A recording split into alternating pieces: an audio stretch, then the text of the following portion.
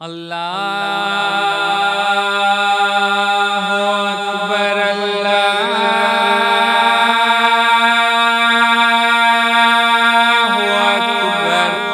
اکبر اللہ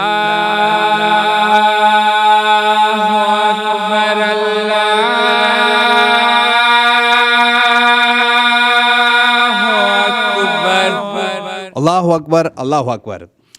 یہ ہے الماس بابی، جنہیں کچھ ماہ پہلے آپ ایک مختلف تعارف سے جانتے تھے۔ ان کا تعارف ایک اور حوالے سے تھا، اب ماشاءاللہ اللہ تعالیٰ نے انہیں ہدایت دی ہے اور یہ اس تعارف سے نکل کے ایک ایسی زندگی میں داخل ہو گئے ہیں، 5 وقت کی نماز پڑھتے ہیں اور مسجد میں جا کے باقاعدہ اذان دیتے ہیں۔ السلام علیکم۔ وعلیکم السلام۔ اچھا الماس، یہ بتائیے کہ یہ تبدیلی کیسے آئی اور اس تبدیلی میں آپ کیا محسوس کر رہے ہو؟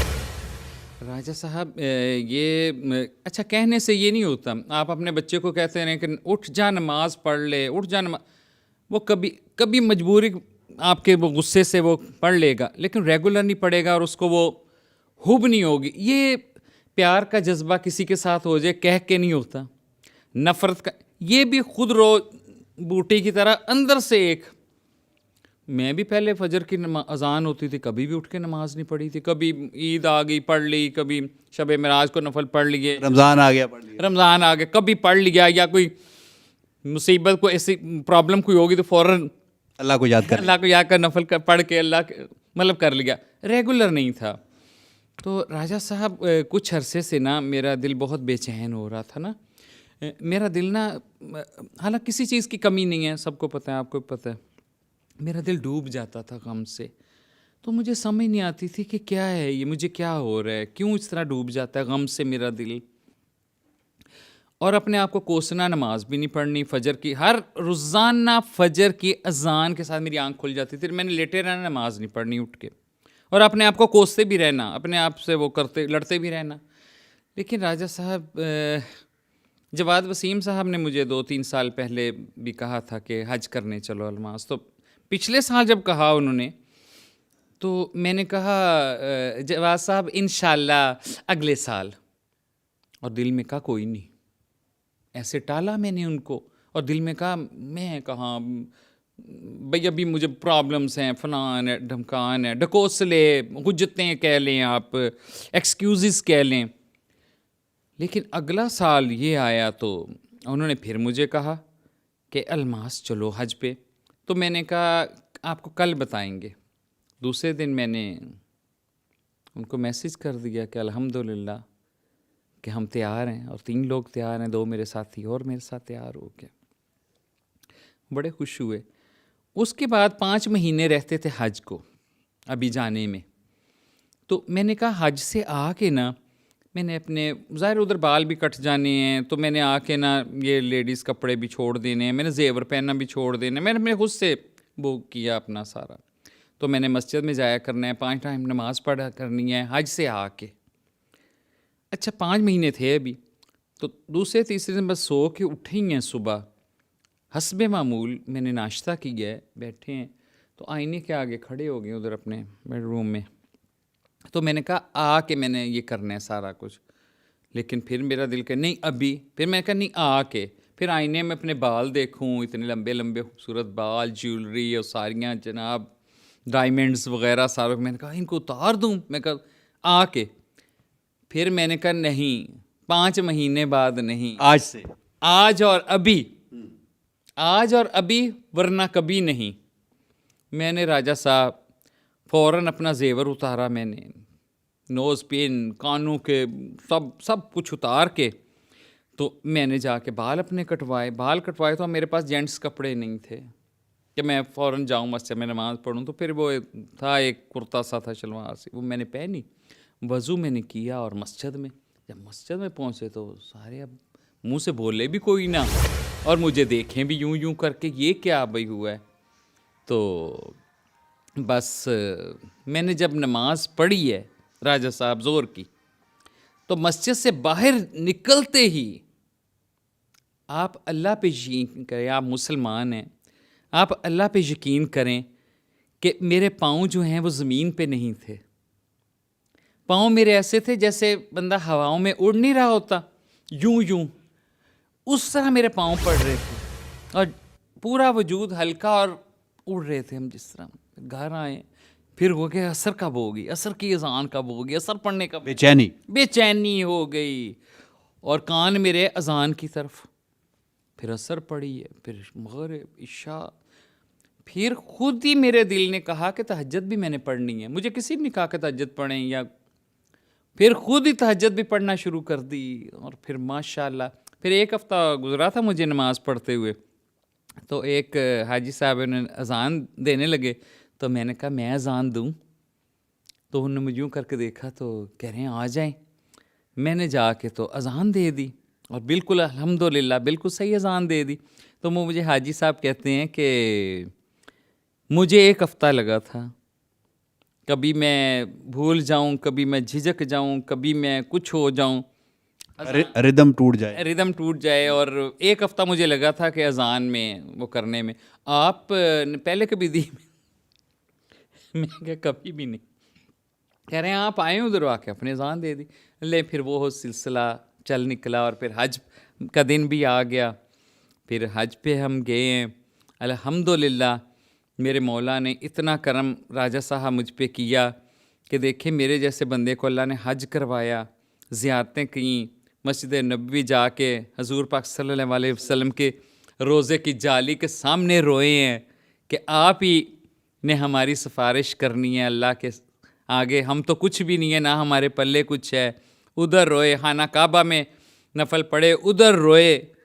تو وہ کیا وہ تھا، ماحول تھا، اور کیا وہ لفظوں میں بیان نہیں ہو سکتا. تو اللہ پاک کا بہت کرم مجھ پہ. اچھا الماس، ہم نے یہ دیکھا ہے کہ انسان کے ایک اندر کا انسان اسے ہر وقت ملامت کرتا رہتا ہے یا اس کو صحیح راستہ بھی بتاتا رہتا ہے، لیکن ایک تو انسان خود بھی اس کی نفی کرتا رہتا ہے، اور کچھ اس کے جو حلقۂ احباب ہوتا ہے یا دوست ہوتے ہیں وہ بھی ڈسکریج کرتے ہیں. تو اب بھی آپ کو کچھ ایسے دوست وہ کہتے ہوں گے کہ کیا ہے، یا آپ کو خود بھی یاد ہوتا کہ وہ میرا ایک کیا گلیمر والی لائف تھی، میرے کپڑے تھے، لوگ مجھے بلاتے تھے شوز میں، ایوارڈس دیتے تھے، بڑا میرا ایک تمتراک تھا. تو اس حوالے سے کبھی کبھی ایسا خیال بھی آتا ہے، یا لوگ بھی مجبور کرتے ہیں، دوست مجبور کرتے ہیں؟ راجہ صاحب آپ اللہ پہ یقین کیجئے، مجھ پہ نہ یقین کرنا. آپ میرے جتنے ایوارڈز، میرے جتنے بڑے بڑے جگہوں پہ جانا اور پذیرائی، اور میرے shows as a anchor person, as a guest, اور بڑے اللہ نے مجھے اس میں بھی عزت دی. آپ یقین جانیے کہ وہ کچھ بھی نہیں تھا اس کے سامنے. اور مجھے کبھی بھی فیل نہیں ہوا کہ وہ گلیمر اور وہ دنیا اور فلانا، کہ اتنی اللہ تعالیٰ نے مجھ پہ رحمت کی ہے کہ مجھے ذرا فیل نہیں ہوتا. اور دوسرے بات دوستوں کی رہے گی، لوگوں کی رہے گی، تو میرے لوگ، میرے دوست، میرے ملنے والے جتنے ہیں، وہ اتنے خوش ہیں اس تبدیلی سے، وہ اتنے خوش ہیں، اور وہ کوشش کر رہے ہیں کہ ہم بھی اسی رنگ میں رنگ جائیں. لیکن بات تو وہی ہے نا کہ کہنے سے اور دیکھنے سے نہیں ہوگا، یہ اندر سے پھوٹے گا چشمہ، اندر سے کچھ وہ ہوگا. پھر اور میں آپ کو ایک بات میں نے بتائی نہیں ہے، بھول گیا مجھے بتانے میں، کہ وہ جو میرا دل ڈوبتا تھا نا غم سے، کبھی کبھی ڈوب جانا بالکل غم. آج 11 مہینے ہو گئے ہیں اس بات کو، ایک دن بھی مجھے وہ نہیں ہوا کہ مجھے غم یا ٹینشن یا میرا دل ڈوبا ہو. اللہ نے پریشانیاں جو تھیں وہ ختم. ہاں راجہ صاحب، سب ٹینشنز میری دور ہو گئیں، سب غم، سب فکر، مطلب سب. اب بس میں بہت خوش ہوں. اب تو سارا میرا وہ دور ہو گیا، ساری بلائیں. اللہ پاک کا بڑا کرم ہوا ہے راجہ صاحب مجھ پہ. اچھا ایک آخری سوال میں کرنا چاہتا ہوں اور مختصر سا جواب چاہوں گا کہ انسان کی جو پہچان ہوتی ہے، جو حلقہ احباب ہوتا ہے، اس سے وہ نکل نہیں پاتا. یعنی اس کا جو رشتہ دار بھی وہی ہوتے ہیں، اس کے دوست بھی وہی ہوتے ہیں، اس کی فیملی بھی وہی ہوتی ہے. تو انسان محسوس کرتا ہے کہ میں اب بھی خواجہ سرا ہی ہوں، اور خواجہ سرا ہی لوگ جو ہیں میرے جاننے والے ہیں، یہی میری کمپنی کے لوگ ہیں. تو ان کو آپ کیا درس دیتے ہیں، ان کے ساتھ کیسا محسوس کرتے ہیں، اور کیا آپ بھی اپنے آپ کو خواجہ سرائی کہتے ہیں؟ راجہ صاحب بہت اچھے آپ. میں آپ کے شروع سے پتہ ہے آپ کو کہ آپ، میں فین بھی ہوں. اور میرا خیال ہے میرا دوسرا انٹرویو آپ نے کیا تھا زندگی میں، میرا 92 تھا شاید. تو آپ کوئی نہ کوئی ایسا سوال کر دیتے ہیں کہ جو بہت مزے کا ہوتا ہے اور کوئی نہیں یہ کرتا. آپ نے کہا کہ آپ یہی محسوس کرتے ہیں, تو محسوس کیا جب روح ہی ایسی ہے, جب ہوں ہی خواجہ سرا تو وہی محسوس کرنا ہے. لیکن کوشش کرتے ہیں کہ اب تھوڑا سا وہ چینج کرنے کی, لیکن ہو نہیں سکتا کیونکہ یہ نیچرل چیز ہے اندر, اور مصنوعی تو تھا نہیں کہ اب میں وہ ہو جاؤں. تو اللہ کا شکر. دوسرا آپ نے کہا کہ ماحول آپ کا وہ ہوتا ہے حج کر کے. راجہ صاحب, میں نے گجرات سے میرا شہر ہے, آپ کو پتہ ہے, تو میں نے گجرات میں ایک گھر لینے کی کوشش کی. ادھر ہیں عاصم بٹ ہیں اور ٹونی بٹ, مشتاق بٹ صاحب کے بیٹے ہیں, گرین ہاؤس, ان کا گھر تھا. میں نے کہا چلو پرچیز کر لیتے ہیں. میں نے ان کو بیانہ بھی دے دیا, کافی سارا بیانہ دیا ان کو, اور 5 مہینے بعد انہوں نے مجھے بیانہ واپس کر دیا معذرت کے ساتھ. میں نے کہا ڈبل دیں, اسٹامپ پہ لکھا ہوا. تو کہہ رہے میں معافی چاہتا ہوں, یہ وہ انہوں نے استعمال کر کے میرے کافی big, it was very big amount, تو استعمال کر کے مجھے واپس دے دیا. ایسے بھی لوگ ہیں. تو پھر میں نے یہ محسوس کیا, اچھا پھر ایک اور جگہ پہ بیانہ کیا تھوڑا سا, وہ بیانہ میرا کھا گئے, پیسے کھا گئے. تو ابھی یہ 2 مہینے 3 مہینے کے بعد ہے, 2 مہینے. تو مجھے اس وقت تو بڑا یہ فیل ہوا, لیکن میں نے کہا اللہ تعالیٰ کی اس میں بہتری ہوگی کوئی, کہ اللہ تعالیٰ چاہتے ہیں کہ میں ابھی ادھر ہی رہوں اور اپنی فیلڈ میں رہوں اور لوگوں کے ادھر کام آؤں. شاید اللہ تعالیٰ کی یہ بہتری ہو. اور دوسرا, شاید اللہ تعالیٰ مجھ سے غلطی سے آج سے 7 سال پہلے حویلی بک گئی تھی, غلطی سے بہت ایک بلنڈر ہوا تھا, اور وہ حویلی مجھ سے بک گئی تھی. اللہ تعالیٰ نے وہ حج کی برکت سے وہ مجھے دوبارہ دے دی ہے. آپ کے پاس واپس آپ کی ملکیت واپس آ گئی. جی, وہ واپس آ گئی ہے. اینڈ مبارک ہو. خیر مبارک, اور میں بہت خوش ہوں. تو اللہ تعالیٰ نے وہ مجھے گفٹ مجھے واپس دے دیا. الماس بابی, آپ کا بہت شکریہ. اللہ تعالیٰ آپ کو اس طرح کی بہت ساری خوشیاں دے, آپ کی بہت ساری ملکیت میں بہت ساری چیزیں آئیں. تو ناظرین, آپ نے دیکھا کہ جب اللہ تعالیٰ کسی کی دل کی روشنی کو روشن کر دیتا ہے, دماغ کی بتی کو جلا دیتا ہے, اس کے اندر کی جو تڑپ کو وہ بندہ خود محسوس کر لیتا ہے, اور وہ سمجھ جاتا ہے کہ اس تڑپ کا یا اس دکھ کا یا اس المیے کا یا میری بے چینی کا مطلب کیا ہے. تو اللہ تعالیٰ اس کی بے چینی بھی دور کرتا ہے, اس کے سارے مسائل بھی حل کرتا ہے, اور وہ پرسکون ہو جاتا ہے.